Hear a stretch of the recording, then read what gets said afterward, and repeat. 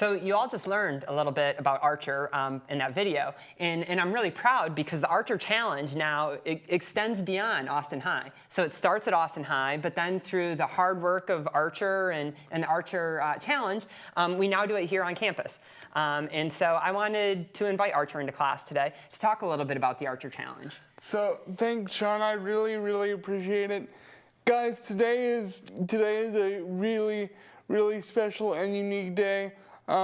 Archer's Challenge is an event that I started in high school, as you guys saw in the video. And basically we aim to provide you guys with a unique experience to empower you to take on different perspectives of folks who navigate the world a little bit differently. And so these are some of the challenges that we face here at UT as students with disabilities, and you're going to see professors, other students, all kinds of folks around campus today enjoying their experience, and so it's really exciting. So thanks so much for doing it. It's my pleasure. It's the second time that I've done the Archer Challenge, yeah. and I did it last year, and it was so hard navigating campus. Really? You don't yeah. think that campus has all the hills that it does, but it really does. Like even yeah. from picking up my chair, to getting to class, like you're going up and down, and you're trying to reach buttons on elevators that are too high. And yeah, that's the idea. No, that's really the idea. I mean, it was only by spending the day in the chair yeah. that I understand a little bit about what you experienced. Yeah, for sure, and it's not to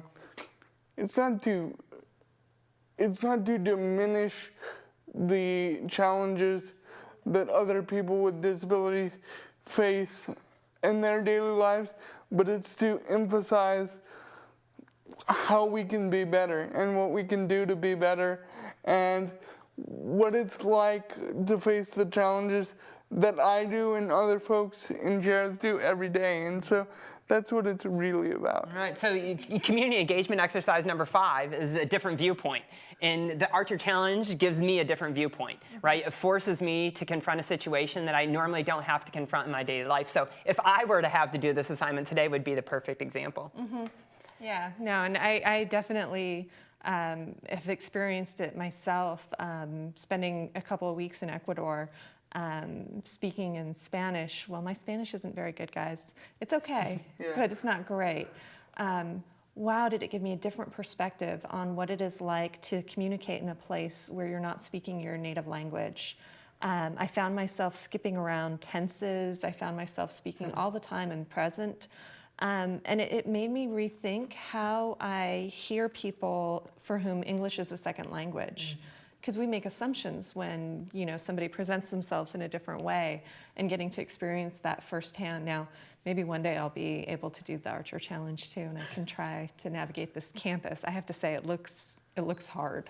Right, you had a question for Archer though. Oh, I did, because I think sometimes when we want to talk to people who are in a wheelchair or somehow are disabled in some way, sometimes we get a little nervous and we're not sure what the right way to approach a person is. And I was wondering if I could, use this opportunity to just ask you point blank, what is something you wish people would know when they run into you? I think the biggest thing that I want folks to know is that really there's nothing uniquely different or special or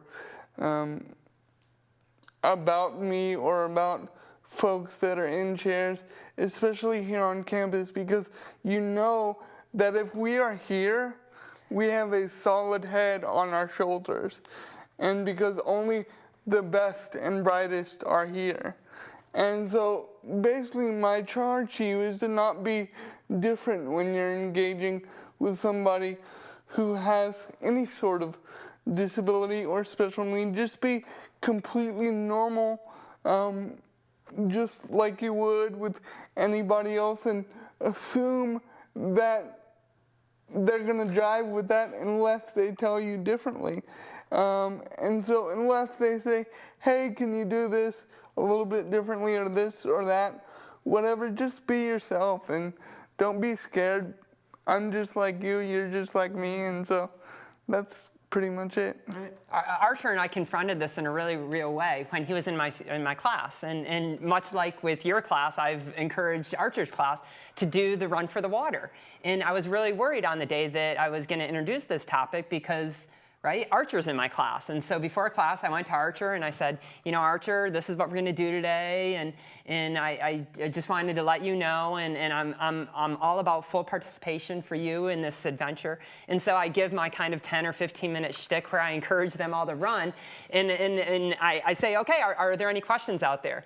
And Archer raised his hand, and I was like, I have no idea what he's going to say. And so I got a little tense, and you know, there was some beads of sweat forming on my forehead, and he raised his hand. And rather than me tell you what he said, I want him to tell you what he told not only me, but the rest of the class.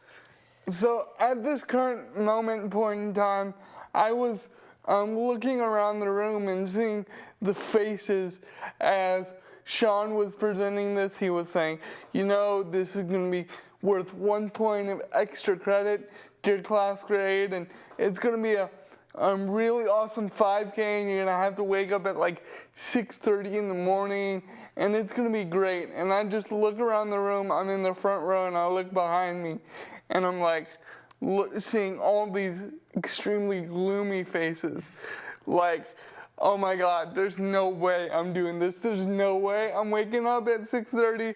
There's no way I'm running this distance.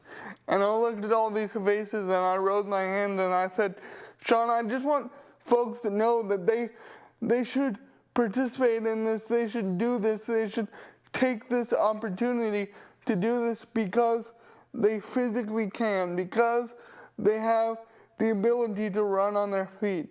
You don't know what it would be like for me to be able to do that. I would give anything to be able to just stand up on my feet, much less run a 5K. And so that's what I told folks, and I think that gave them a real boost under their butt and got them excited about doing it. Right, and I think that that's a message that you could take to them, that when they look at me, they say, oh, it's easier for you. Yeah. But right, when you said it, it really, I think, had an effect on them. And as you already know, on race day, Archer fully participated in the race, and he participated. There was a team of us that were helping Archer out, so we pushed Archer. And so here's a photo of us at the beginning of the race. So there's Archer, of course, and I'm right there in the middle. Archer's mom is way off to the right, and then, of course, you all know Aram.